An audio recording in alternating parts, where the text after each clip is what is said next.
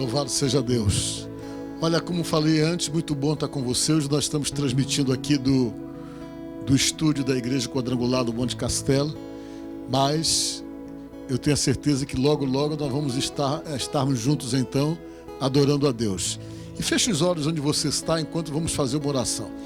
Senhor Jesus, pedimos que a Tua bênção venha sobre nós, que o Teu Espírito Santo nos oriente para podermos então pregarmos a Tua palavra neste momento e que essa palavra sirva de edificação para todos nós, edificação para as pessoas que estão nos assistindo, que eles possam de fato acompanhar o que realmente vai ser falado aqui e que a vida dos irmãos seja edificada em nome de Jesus. Amém, amém. Se você tem uma Bíblia, eu queria que você abrisse num livro que vai ser muito difícil para você achar. O livro de Apocalipse, o último livro do Novo Testamento, né? É fácil, você vai e descobre que no último livro, esse livro aí, o último da Bíblia, é o livro de Apocalipse. Eu queria que você procurasse na sua Bíblia o capítulo de número 3 e o versículo de número 20. O capítulo de número 3 e o versículo que eu quero que você encontre é o versículo de número 20, que está escrito assim. Eu quero que você me acompanhe. Vou dar aqui mais alguns segundos para você poder, de fato, abrir a sua Bíblia para nós fazermos a leitura junto. Apocalipse 3, 20. Tem um verso muito conhecido que diz assim: Eis que estou à porta e bato. Se alguém ouvir a minha voz e abrir a porta, entrarei em sua casa e cearei com ele e ele comigo. Ao vencedor dar-lhe-ei a sentar-se comigo no meu trono, versículo 21. Assim como também eu venci e me sentei com meu Pai no seu trono. Aí depois diz assim no verso 22. Quem tem ouvidos, ouça o que o Espírito diz às igrejas. Então, algo que está sendo dito para nós. Amém? Eu quero nesta noite, meditar com você dentro da palavra de Deus. E quero explicar para você por que Jesus escreveu isso aqui, que foi uma das cartas enviadas às 7 igrejas do Apocalipse. Essas 7 igrejas ficavam exatamente na Turquia hoje, né? Que foi chamado de Constantinopla, enfim, aquela região ali, que uma parte está na Europa, outra parte está na Ásia. Ali ficavam as 7 igrejas do Apocalipse. E o Senhor Jesus escreveu uma carta para cada uma delas, uma carta que foi dirigida ao anjo da igreja, no caso o pastor dessa igreja, que aqui é chamado de anjo da igreja. E eu quero falar muito especialmente sobre essa igreja que eu escolhi para falar com vocês, que é a igreja de Laodiceia. Essa igreja de Laodiceia, ela foi fundada, ou seja, a cidade de Laodiceia, ela foi fundada por um senhor chamado Seleuco Antíoco II, era o nome dele. Ele tinha uma esposa que se chamava Laodice. E como o nome da esposa dele era Laodice, ele queria então homenageá-la. Ele colocou o nome da cidade de Laodiceia. E essa cidade foi um lugar que foi alcançada pelo Evangelho de Jesus. A palavra de Deus chegou até lá, naquela época. E houve muitas conversões, muitas pessoas que moravam ali em Laodiceia se converteram. Romperam com deuses romanos, com deuses babilônicos, que faziam parte praticamente da adoração em toda aquela região. E as pessoas então se tornaram seguidores de Jesus. A igreja cresceu, mas também a cidade cresceu. O lugar começou então a crescer financeiramente falando, de forma então que essa cidade tornou-se uma cidade muito rica. Exatamente por quê? Porque essa cidade, as pessoas descobriram como fazer colírio, e então passou um lugar onde se fazia colírio, que se exportava praticamente para todas as cidades e para todas as regiões, o colírio que era feito exatamente lá na cidade de Laodiceia. E eles não somente tinham essa capacidade de fazer colírio, mas como também eles faziam tabletes medicinais, remédios, e esses remédios que eram fabricados lá em tabletes, começou então a ser espalhado por toda a Ásia, por todo aquele lugar, e as pessoas foram ficando ricas ali, muito ricas, também começaram então a ter fábrica de fazer roupas, e tudo isso então deu para a cidade um poder aquisitivo muito grande, e as pessoas que moravam ali ficaram riquíssimas. E essas pessoas que ficaram ricas faziam parte da igreja de Jesus. A maioria dos irmãos eram ricos, a maioria dos irmãos tinham condições financeiras elevadas, não tinham necessidades financeiras, mas tinham acima de tudo uma fé. Mas na medida então que eles não tinham grandes necessidades, eles foram simplesmente abrindo em suas vidas espirituais concessões. Eles não tinham necessidade, estava tudo bem, não tinham problemas, pelo menos assim aparentes, que os abalasse, estavam bem financeiramente, todos eles estavam ricos, cresceram junto com a cidade, tinham lá o seu meio de vida, as suas empresas, trabalhavam ali e estavam bem financeiramente falando, de formas então que eles passaram então a ter a igreja como um hábito social, alguma coisa que eles faziam parte constantemente, mas que não havia nele uma preocupação, não havia neles um fervor ou uma preocupação de fazer as coisas do jeito como Deus, como Jesus estava querendo. E diz a palavra que Jesus então observou e analisou todas as 7 igrejas que existiam na Ásia, e muito especialmente para essa, Jesus disse que eles não eram nem frio e nem quentes, disse Jesus, mas que eram mornos, falou Jesus, e que por serem mornos, ele estava a ponto de vomitar, exatamente pelo fato da igreja não ter uma posição, mas tentar ficar em cima do muro o tempo todo, tentando se equilibrar para tentar agradar a gregos e troianos. E isso estava desagradando a Jesus, que disse: mas antes vocês fossem quentes ou fossem frios, porque se vocês fossem frios, vocês iam sentir a necessidade de estarem quentes. Mas como você está morno, você fica naquele equilíbrio, você acha que está tudo bem com você, que você não tem nenhuma necessidade espiritual, que você não está carente de melhorar a sua vida com Deus, porque você está exatamente naquela posição de mornidão. Você está ali, está na igreja, está cantando, está louvando, mas na verdade não existe um envolvimento mais efetivo, alguma coisa mais forte em termos de relacionamento com Deus, mas você pensa que está tudo bem porque você está ali. E o estado de mornidão é uma coisa que preocupa a Deus, porque geralmente esse estado de mornidão, as pessoas começam a ter uma posição de que não tem nada a ver. Qualquer coisa que de repente fere em princípios da palavra, a pessoa olha, tem um olhar não tão crítico com respeito às questões e começa a dizer que não tem nada a ver, e a pessoa começa simplesmente a se mover pelo seu achismo. Geralmente, quando a pessoa está nesse estado de mornidão, ele vai vivendo a sua vida baseado no seu achismo, e tudo aquilo que Deus pede de uma forma mais incisiva para que haja mudança, para que haja transformação, nós pulamos e falamos: ah, mas eu acho que não tem nada a ver isso aí.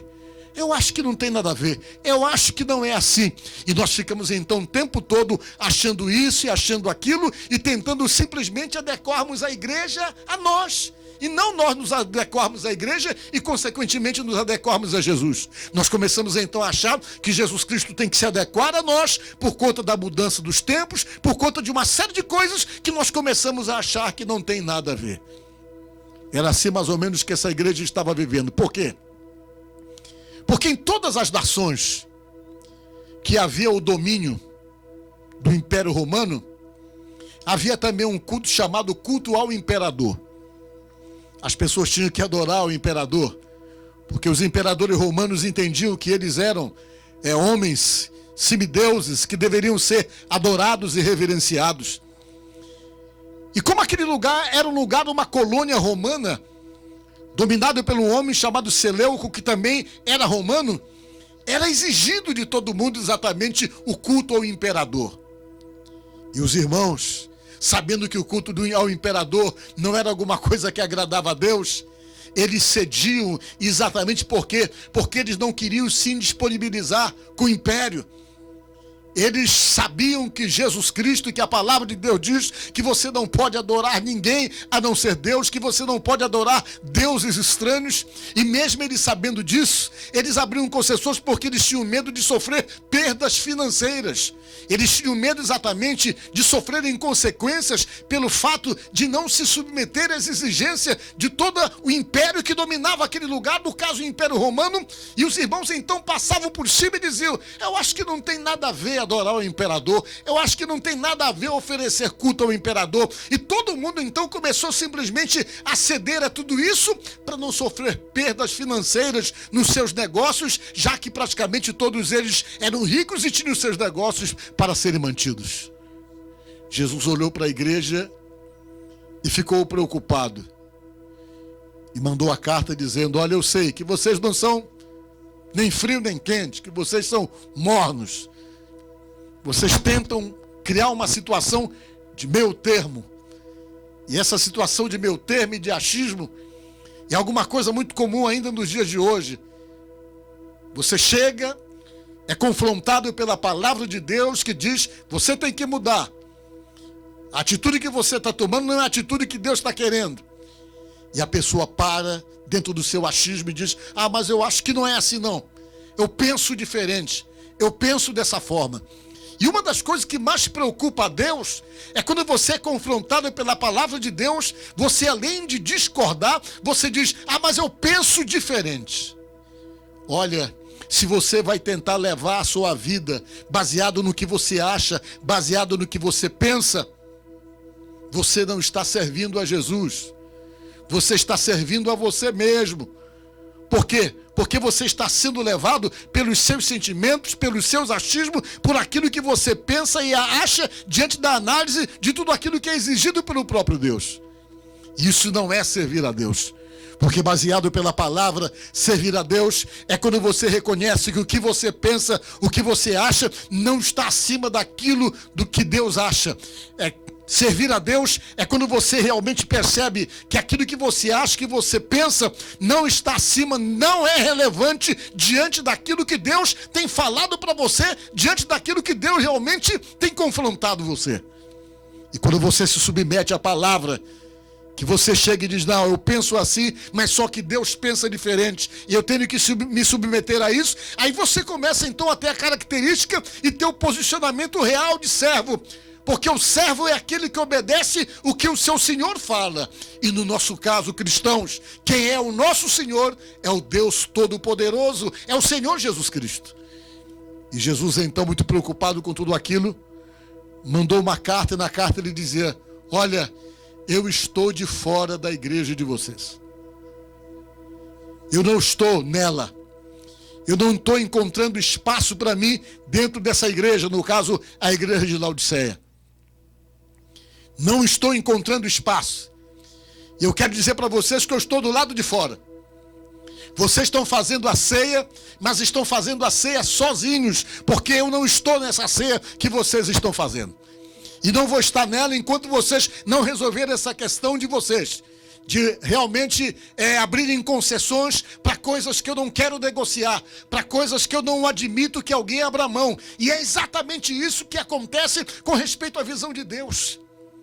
Eu sei que às vezes na vida tem situações que você analisa e tem como negociar, mas tem coisas dentro da palavra de Deus e dos princípios cristãos que são inegociáveis. Questões que não dá para negociar. Questões que não dá para você tentar abrir concessão, mas que você tem que manter a posição da maneira como você está querendo, sobre risco de perder a bênção, de perder a promessa, unicamente por tentar negociar alguma coisa que é inegociável na visão da nossa própria fé, da nossa própria confiança. E uma das coisas que para Deus é inegociável é adoração a deuses estranhos, é adoração a homem, é adoração a qualquer coisa que não seja Deus. E ele chegou e começou a usar essas palavras dizendo: todo lado de fora.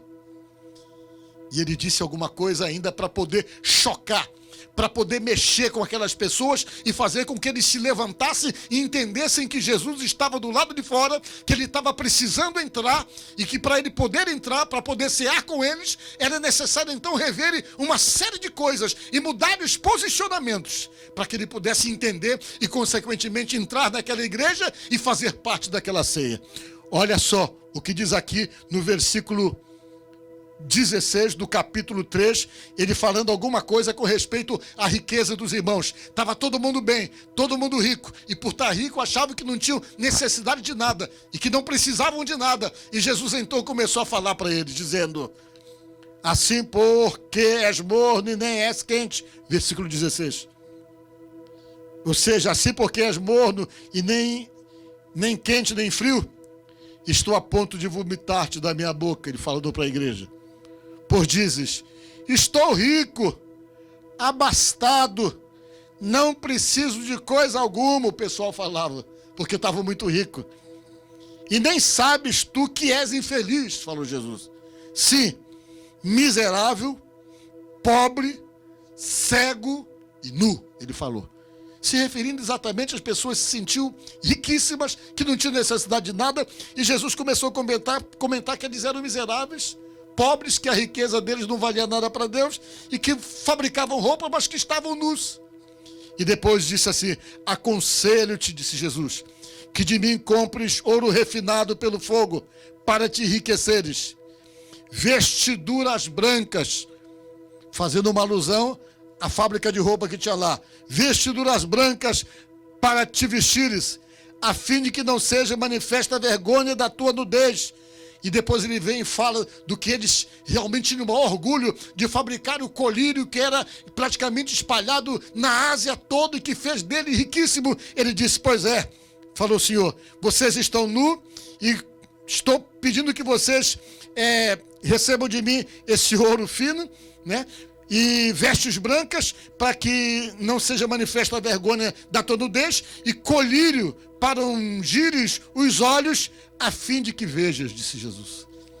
Vocês precisam de um colírio diferente.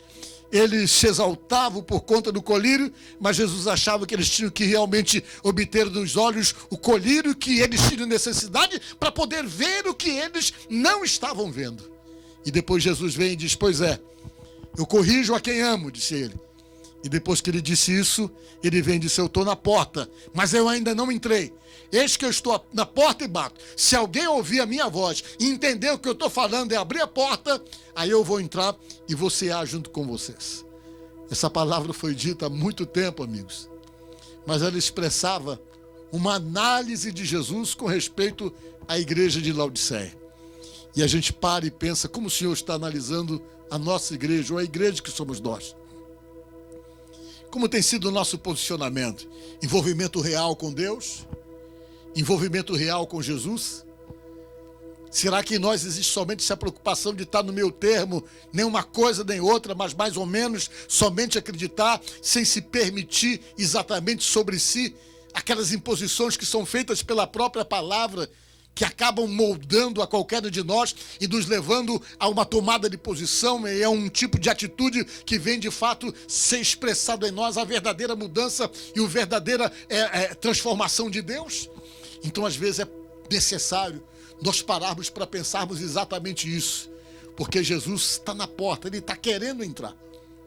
E nós não queremos que ele fique do lado de fora, mas que ele possa entrar na igreja, fazer parte da igreja, está ceando com a igreja, porque dentro dessa visão estabelecida pela própria palavra, começam a acontecer coisas extraordinárias das nossas vidas, na vida daqueles que acreditam em Jesus, por conta de sermos permissivos a essa transformação de Deus, de sermos permissivos exatamente ao quê?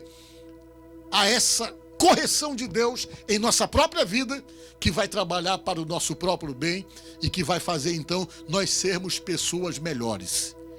Não tem sentido nós sermos cristãos, seguidores de Jesus, e não sermos pessoas melhores e não permitirmos sobre nós a verdadeira mudança e transformação. Mas o certo é que quando nós permitimos isso, o colírio de Deus é colocado em nossos olhos para que possamos ver, e as vestes brancas vão estar em nós, que talvez não sejam percebidas pelos olhos humanos, mas que são percebidas pelos olhos espirituais. Isso então faz com que venhamos ganhar o maior presente, a maior bênção que o ser humano pode receber de Jesus, receber do próprio Deus, que é a vida eterna. Então você que me assiste agora, saiba, Jesus não chamou você somente para resolver os seus problemas, somente para te dar estrutura material, financeira, ou seja lá o que for. Ele chamou você para ser nova criatura, ser uma nova pessoa em Cristo Jesus. Ele nos chama para mudarmos de vida. E esse processo de mudança de vida em nós é operado por Ele, Basta nós nos rendermos, nos colocarmos diante dele e reconhecermos essa necessidade de mudança e permitirmos que ele venha trabalhar em nós.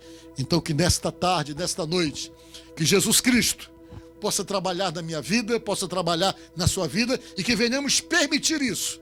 Que essas mudanças e essas transformações das quais sempre nós estamos precisando, seja um trabalho de Deus constante em nossa vida, para que possa nos melhorar e fazer de nós pessoas melhores. Que Deus possa trabalhar no nosso temperamento. Fazemos que nós, que às vezes somos tão arrilhados, tão descontrolados, tão grosseiros, tão bravos, tão violentos, que possamos então passarmos a sermos pessoas serenas e mansas, da mesma forma como pediu o Senhor Jesus. Às vezes a gente depara com gente tão braba, tão desajustada, tão desequilibrada, precisando de aprender com Jesus, porque foi isso que ele disse, e aprendei de mim, porque eu sou manso e humilde de coração, para que haja entendimento em nós, que nós não fomos chamados para sermos brabos, nós fomos chamados para sermos mansos, baseado pelo que diz lá em Mateus 11, 28 em diante. Jesus disse, aprendam comigo a serem mansos. Isso é o agir de Deus na nossa vida. Aprendam a serem misericordiosos. Aprendam a serem bondosos. Aprendam a serem equilibrados, a terem equidade e equilíbrio. Aprendam. E através, então, desse aprendizado com Jesus, nós melhoramos como os cristãos, melhoramos como pessoas e, sem dúvida alguma, Jesus não tem dificuldade de entrar na nossa mesa, ou de chegar na nossa mesa para cear junto conosco. Portanto, pense nisso e que Deus possa trabalhar em mim e em você e nos melhorar cada dia mais, em nome de Jesus. Amém. Amém? Que Deus lhe abençoe. Vou fazer uma oração por você agora. Uma oração pelo seu lar, uma oração pela sua casa, uma oração por sua família. Vamos orar. Senhor Jesus, nós somos tão dependentes do Senhor e o Senhor sabe como a nossa vida não tem sentido sem o Senhor e que muitas coisas que ainda existem em nós, só o Senhor tem poder para tirar, tem poder para arrancar, Deus. Arranca de dentro de nós tudo aquilo que nos atrapalha contigo, tudo aquilo, meu Pai, que dificulta a nossa caminhada contigo, trabalha em nós, arranca do nosso coração, da nossa alma, do nosso interior, tudo aquilo que nos atrapalha, tudo aquilo que nos afasta de ti, Deus. Nos dá paz, nos dá mansidão, serenidade, equilíbrio, sabedoria para abrir a boca, sabedoria para falar e sabedoria para reter dos nossos ouvidos, Deus, aquilo que realmente nos edifica, aquilo que realmente nos fortalece. Trabalha nas nossas vidas, nos transforma pelo teu poder, nos transforma pelo teu Espírito, nos dá sabedoria, controla a nossa língua. Quando nós quisermos explodir ou descontrolar, que o Espírito de Deus venha até nós e fale em nossa mente, em nosso coração e nos convença que nós não somos mais qualquer pessoa, que nós somos de Deus, nós somos de Jesus. Portanto, as nossas ações, elas servem como luz para aquelas pessoas que nos cercam. Que o Senhor possa trabalhar em nós e que essa sabedoria, esse equilíbrio de Deus venha tomar conta das nossas vidas. Que possamos ser testemunhas vivas para as pessoas que moram conosco em nossa própria casa, meu Pai. Tira de nós todo o comportamento encrenqueiro, agressivo, violento, grosseiro, desajustado. Tira de nós tudo isso, ó Deus, em nome de Jesus. Mas que a paz e a serenidade esteja realmente aflorando nas nossas ações e nas nossas atitudes. Abençoe esse lar, abençoe essa casa, abençoe essa família. Repreende desse lar e dessa casa toda briga, toda contenda, toda desunião, toda perturbação, toda miséria, tudo aquilo que não presta e que não vem de ti, meu Deus, que saia desse lar, saia dessa casa, saia do meio dessa família, em nome de Jesus, e que a sua bênção, a sua paz, meu Deus, prevaleça em nós e nos nossos familiares, e prevaleça em tudo, ó Deus, no nome de Jesus, amém e amém. Olha, muito bom poder falar com você, e eu agradeço porque você participou desse culto conosco.